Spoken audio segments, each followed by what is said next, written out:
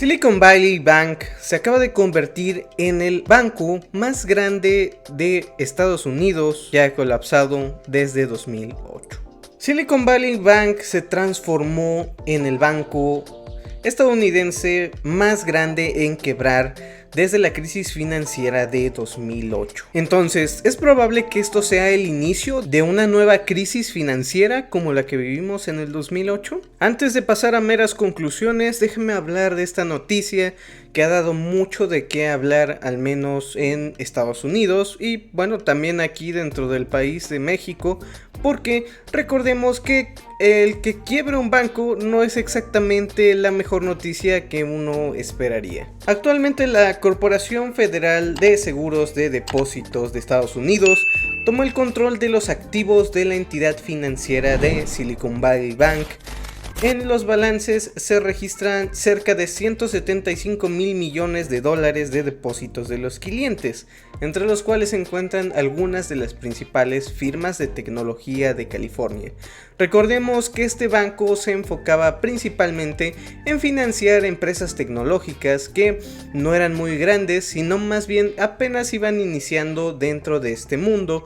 Algunas buscaban cotizar en la bolsa, pero recordemos que una empresa tecnológica que apenas va iniciando se considera como algo de muy alto riesgo para poder invertir. Entonces justo eso nos pasa al punto número 1 que queremos tocar del por qué se suscitó este hecho. Y el punto número 1 es justamente eso. Silicon Valley Bank era un banco de nicho que se enfocaba principalmente a financiar empresas tecnológicas que apenas iban arrancando dentro del mercado. Incluso algunas de ellas les ayudaban a entrar dentro de la bolsa para así poder obtener más fondos de donde financiarse. Esta poca diversificación hizo que, si a este nicho justamente de la tecnología le iba mal, prácticamente el banco no tenía de dónde sostenerse. El punto número 2 y más importante que debemos de tocar fue su mala gestión. Vamos a analizar a continuación unas gráficas en donde nos vamos a dar cuenta que poco después de que iniciara la pandemia, la Fed inyectó demasiado justamente a este banco. Inicialmente en el año 2019 podemos observar que se encontraban con unos fondos totales por ahí de 147 mil millones de dólares. Podemos observar que en tan solo 3 años prácticamente eso dobleteó los fondos por las inyecciones tan masivas que estaba dando la Fed a este tipo de bancos para que no colapsara el sistema financiero. Y podemos observar que sus fondos llegaron a una cantidad de 375 mil millones de dólares. Obviamente, al tener tanto dinero, ellos mismos debían de invertir este dinero para así generar más dinero. Básicamente es algo que todos los bancos hacen y muchos inversionistas hacen, porque justamente de eso se trata, poner a trabajar el dinero. Lo malo es que Silicon Valley Bank, o al menos toda la gestión en general, hizo mal su trabajo. La mayor parte de estos fondos se fue a bonos del gobierno. Y ok, es una inversión bastante segura, pero vamos a analizar la gráfica detenidamente de cómo le fue justamente cuando se empezó a dar esa inyección de capital hacia este Silicon Valley, a este banco. Justamente nosotros posicionamos aquí el mouse en donde podemos observar que por ahí de 2020 los bonos se encontraban en una buena cantidad de rendimiento, pero de repente bajaron casi a llegar a cero. Imagínate que un bono te esté pagando menos del 1% por mantener tu dinero ahí. Y claro, no estamos hablando de poco dinero, sino de miles de millones de dólares que se estaban utilizando en bonos de gobierno. Justamente fue esta mala administración en las inversiones que tenían ellos, porque sus bonos prácticamente no valían nada.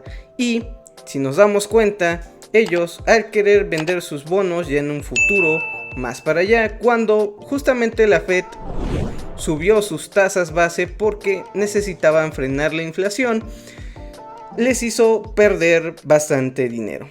¿Por qué? Porque ellos compraron bonos a un plazo muy largo, no fueron de meses, sino de años.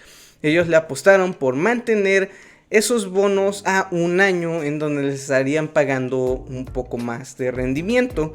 Lo malo fue que al subir los bonos que ellos mismos ya tenían no valían absolutamente nada en el mercado, y para venderlos, ¿qué tuvieron que hacer? Pues básicamente regalarlos, y eso les generó minusvalías muy impresionantes y también hizo que su liquidez bajara bastante, porque todo lo tenían metido en bonos. Bueno, no todo, pero prácticamente la mayoría de los fondos que ellos tenían estaba metido en estos bonos que no valían absolutamente nada y tuvieron una minusvalía muy importante. Esto mismo justamente creó bastante incertidumbre entre los inversionistas y los clientes de este banco, lo cual causó demasiada incertidumbre y causó que sus acciones bajaran. Sus acciones ya están cerca de devaluarse el 90%. Y recordemos que un banco sin dinero no es nada. No tiene para prestarle a sus clientes no tienen para retirar su mismo dinero que ellos tienen, porque la mayor parte de la liquidez del banco se encuentra en bonos que no valen nada, y es imposible rescatar la liquidez de esta empresa. Ahora, pudieron rescatar mucha de esa liquidez si no hubieran arriesgado tanto capital al meterlo en bonos de largo plazo. Era mucho más fácil obtener bonos que se encontraran a lo mejor cerca de los 28 días, 60 días, 90 días, y eso les aseguraría mucho más liquidez por si justamente algunas de estas empresas tecnológicas necesitaban liquidez para financiarse. Y justamente ese fue otro factor que afectó mucho a Silicon Valley Bank, ya que en la crisis financiera muchas empresas de tecnología necesitaban liquidez. Y claro, Silicon Valley Bank no tenía liquidez, y esto hizo justamente que entraran en pánico, creó mucha incertidumbre entre los accionistas y los clientes de este banco. Actualmente, y ya con el banco totalmente quebrado, solamente se podrán rescatar cerca de $250,000 por cada uno de los clientes que se encontraban aquí.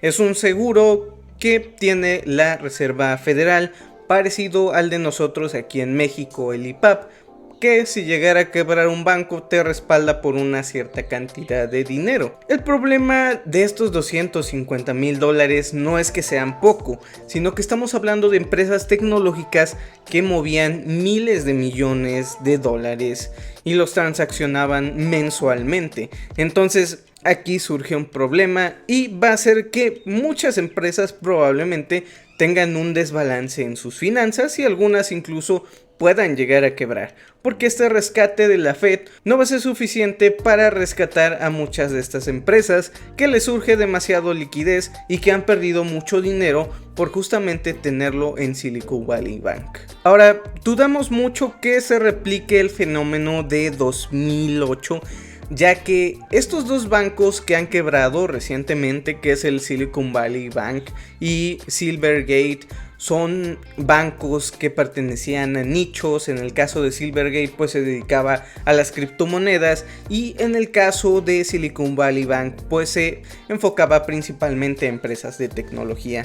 Por este mismo nicho, el hecho de que no estén diversificados hace que puedan colapsar más fácilmente. Además, el colapso de Silicon Valley Bank tiene más que ver con una corrida bancaria, que quiere decir cuando hay demasiada incertidumbre, todos tus clientes van a querer retirar el dinero de tu banco y probablemente no tengas mucho de ese dinero efectivo en líquido, y eso va a hacer que te quedes sin fondos y sin dinero, básicamente. Además de que muchas de estas startups están demasiado sobrevaluadas y ya era de esperarse que en algún momento iban a colapsar completamente.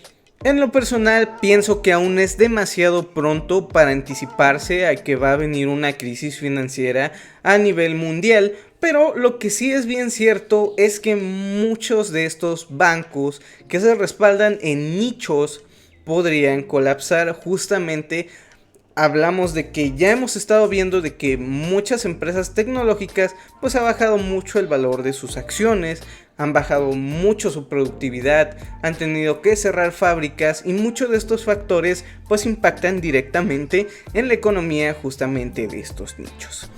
En este momento, por ejemplo, las criptomonedas están en uno de sus peores momentos, con una recuperación muy lenta, pero todavía existe mucha incertidumbre dentro de estos instrumentos de inversión. De momento, esto sería todo por el video de hoy. Me alegra que me hayas acompañado. Si te gusta este tipo de contenido, no olvides suscribirte, dejar un buen like y un comentario para saber que este tipo de contenido es de tu agrado. Sin más por agregar, nos vemos en la próxima. Esto es Gerald Mex, Dinero Inteligente. Bye bye.